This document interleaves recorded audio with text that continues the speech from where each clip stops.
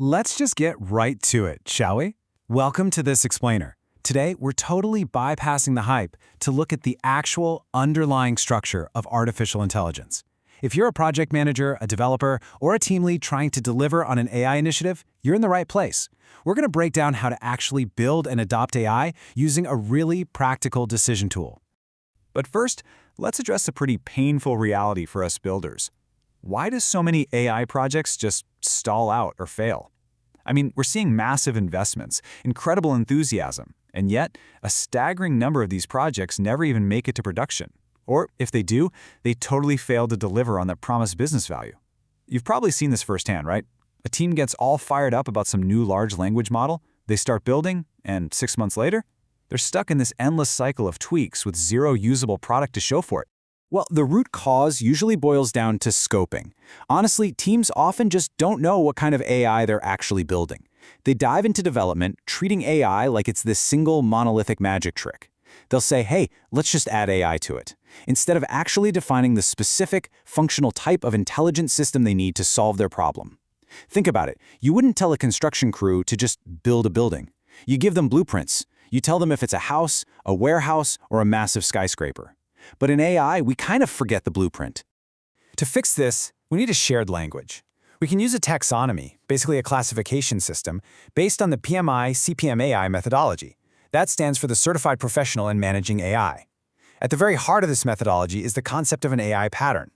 An AI pattern is just a structured approach that a system uses to learn, decide, or act to achieve a specific goal.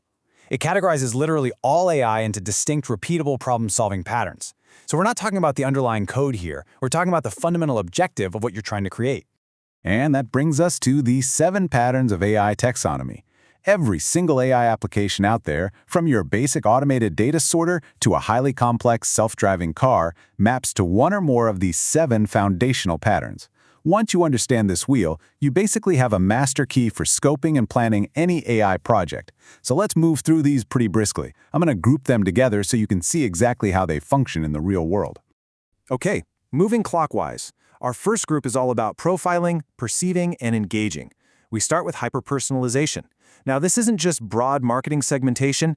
This uses machine learning to build and constantly refine a totally unique profile for one single individual, like a one-to-one financial creditworthiness assessment. Next is recognition. This is how AI perceives the world, transforming raw, messy sensory data into structured info. Think scene understanding in a security video. And finally, conversation and human interaction. This pattern lets technology engage with us the way we naturally talk to each other, like real-time language translation tools. That flows right into our second group, which is all about predicting and optimizing. First up here is predictive analytics and decisions. This uses data-driven learning to anticipate outcomes, but the key here is it exists to inform human judgment. The human is definitely still in the loop, like forecasting equipment failures on a manufacturing line so your engineers can go do preventative maintenance. Then we have goal-driven systems. These learn through continuous trial and error feedback to achieve a very specific objective.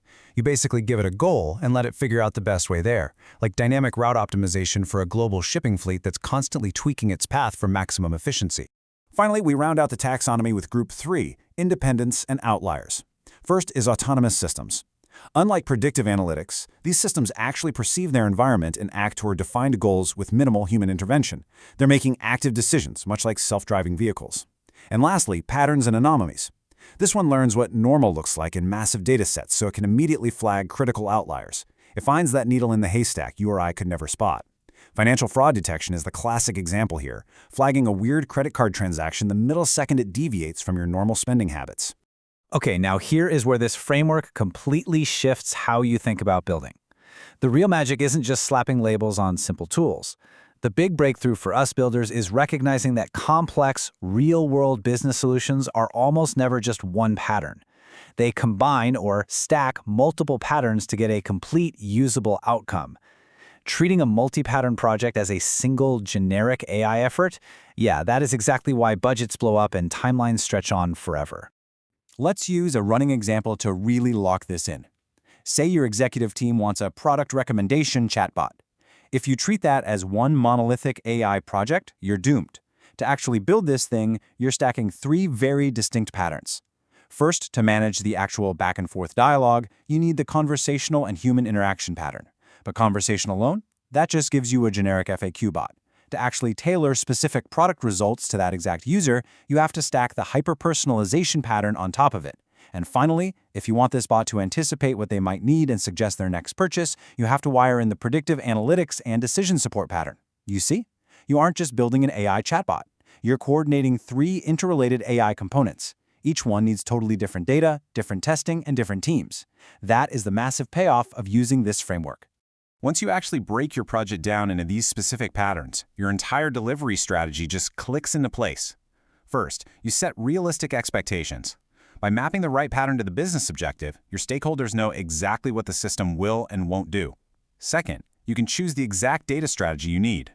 Hyperpersonalization requires deep, individual user histories, right? While recognition might need millions of labeled images. And third, you can anticipate highly targeted governance risks. If you're using predictive analytics, you know for sure you need to rigorously test for bias. If you're building an autonomous system, well, your governance better heavily focus on physical safety. So, I want to leave you with a question to chew on. Look at the current AI initiative sitting on your desk right now. Which specific patterns are you actually building? Are you trying to build a conversational agent but feeding it anomaly detection data? Before you write a single line of code or approve one more budget request, sit down with your team and map your project to this taxonomy. Because knowing exactly what you're building, that is the absolutely crucial first step to actually delivering it.